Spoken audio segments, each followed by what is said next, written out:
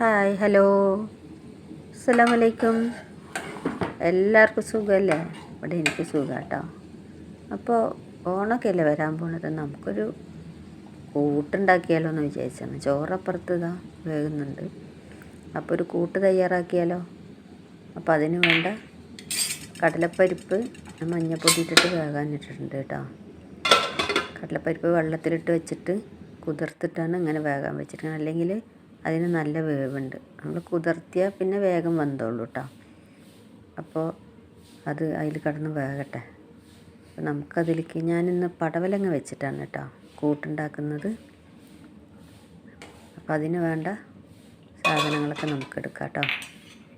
അപ്പോൾ പടവലങ്ങ എടുത്തിട്ട് മുറിക്കട്ടെ കേട്ടോ.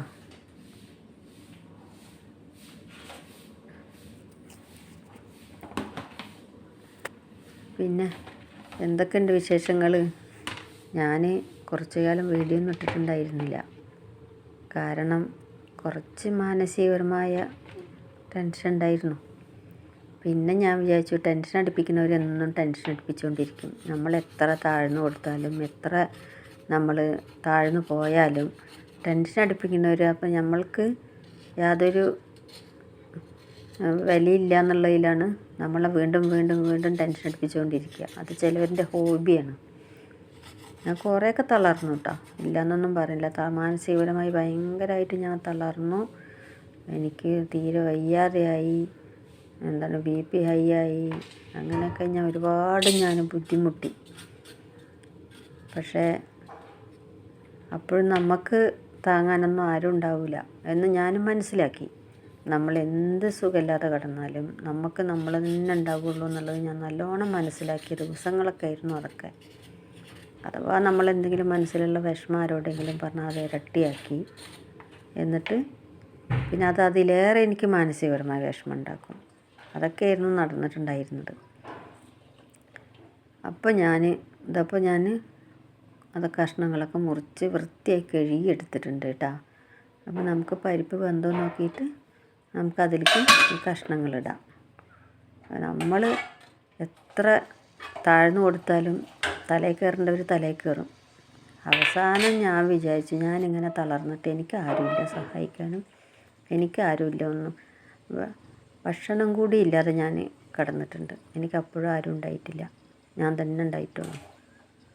അപ്പോൾ ഞാൻ വിചാരിച്ചു, ഇനി തളർന്നിട്ട് കാര്യമില്ല, നമുക്ക് നമ്മളേ ഉള്ളൂ എന്ന് വിചാരിച്ച് ഞാൻ യൂട്യൂബിലേക്ക് തന്നെ വന്നതാണ്. യൂട്യൂബിലാവുമ്പോൾ നമുക്ക് ഈ പാചകം ചെയ്യുന്നതും ഒക്കെ നമുക്കാവുമ്പോൾ കുറച്ച് സമയം പോകും.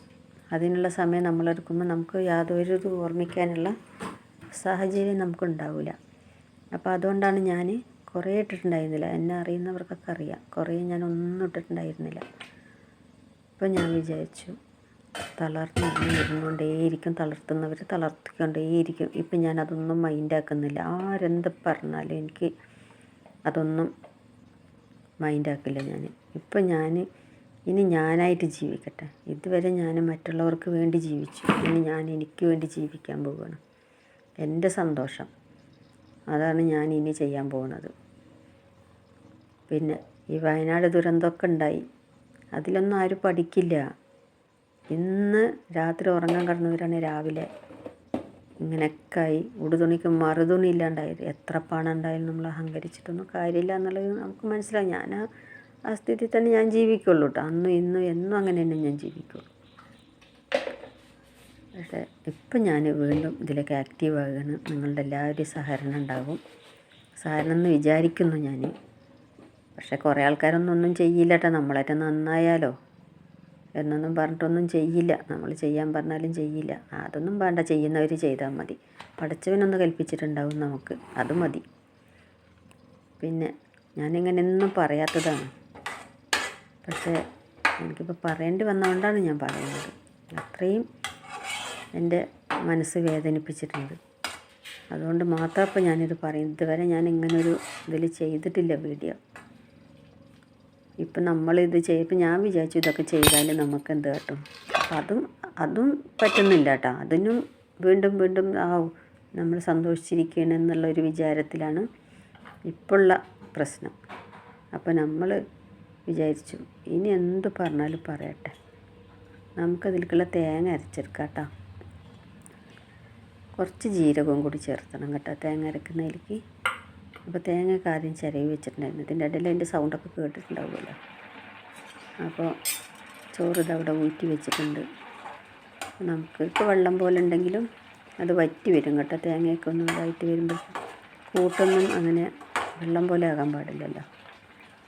അപ്പോൾ ഇത് നമ്മൾ യൂട്യൂബിൽ ഇതുണ്ടാക്കി അത് എഡിറ്റ് ചെയ്ത് എല്ലാം കഴിയുമ്പോഴേക്കും ഒരു സമയമാവും.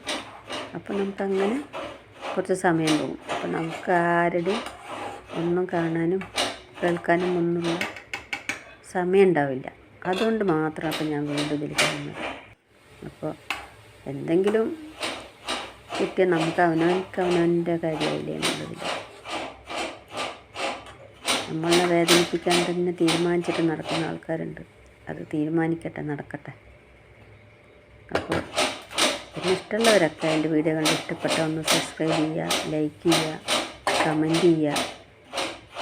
അപ്പോൾ ഞാനിനിയും ഓരോന്ന് ഉണ്ടാക്കുന്നതായിരിക്കും. എനിക്ക് പറ്റുന്ന സാധനങ്ങൾ കേട്ടോ ഞാൻ ഉണ്ടാക്കിയിട്ട് മറ്റുള്ളവർക്ക് വേണ്ടി ഞാൻ എത്തിച്ചു തരും. അപ്പോൾ നമുക്കിത് കടുക് വറുത്താലെന്നാല് ഞാനിനിയൊന്നും കണക്കാക്കുന്നില്ല. ഞാൻ എൻ്റേതായ വഴിക്ക് നമുക്ക് അള്ളാനെ പേടിച്ച് ജീവിച്ചാൽ മതിയല്ലോ. മറ്റുള്ളവരെ പേടിപ്പിക്കണമെന്നൊന്നും നമുക്കില്ല. ഇനി അങ്ങനെ ജീവിക്കാനാണ് ഞാൻ തീരുമാനിച്ചിരിക്കുന്നത്. അള്ളാഹുവിനെ പേടിക്കും, അത്രയേ ഉള്ളൂ. നമുക്കൊരു കടുകിട്ട് വറ്റൽമുളക് ഇട്ട് നമുക്ക് കറി താളിച്ചെടുക്കാം കേട്ടോ. അപ്പോൾ എനിക്ക് കുറച്ചധികം വിഷമം വന്നപ്പോൾ ഞാൻ പറഞ്ഞതാണ്. എല്ലാവർക്കും ക്ഷമിക്കുക. പിന്നെ ഇത്രയൊക്കെ തന്നെ ഉള്ളൂ വീഡിയോ. എല്ലാവരും ലൈക്ക് ചെയ്യുക, ഇഷ്ടപ്പെട്ട ലൈക്ക് ചെയ്യുക, കമൻറ്റ് ചെയ്യുക, വീഡിയോ കാണും. എന്നാലും നമുക്കൊരു മെച്ചുണ്ടാവില്ലല്ലോ. എനിക്ക് 55 വയസ്സൊക്കെ ആയി. നമ്മൾ ഇനിയെങ്കിലും നമുക്ക് വേണ്ടി ജീവിക്കാൻ തീർന്നിട്ടുണ്ടെങ്കിൽ ഇന്നോ നാളെ മരിക്കാൻ നമുക്ക് പറയാൻ പറ്റില്ല. അറിയുന്ന അല്ലാഹുവിനെ മാത്രം അറിയുള്ളൂ. നമ്മൾ ഈ ലോകത്ത് വേദനിച്ച് മാത്രം ജീവിച്ചിട്ടൊന്നും ആർക്കും ഒരു നേട്ടം ഉണ്ടാകാൻ പോകുന്നില്ല. അത് വെറുതെ നമ്മളുടെ ജീവിതം നമ്മളതിനെ നശിപ്പിക്കാനില്ല. അപ്പം ഞാനതാണ് കേട്ടോ ഉദ്ദേശിച്ചിരിക്കുന്നത്. ഇനി എനിക്ക് വേണ്ടി ഞാൻ കുറച്ച് ജീവിക്കട്ടെ. ആരെന്താ സൂയപ്പെട്ടാലും എനിക്കൊരു കാര്യമില്ല. ഞാനതൊന്നും ചെവിക്കൊള്ളില്ല, ആരുടെ ആണെങ്കിലും. ഇനി എൻ്റേതായ ജീവിതം ഞാൻ ജീവിച്ച് തീർക്കുക. ഇത്രയും വയസ്സ് വരെ വേറുള്ളവർക്കൊക്കെ വേണ്ടി ജീവിച്ചു. ഇനി ഞാൻ എനിക്ക് വേണ്ടി ജീവിച്ചു. അത്രയൊക്കെയാണ്. അസ്സലാമു അലൈക്കും. എല്ലാവരും ഷെയർ ചെയ്യുക.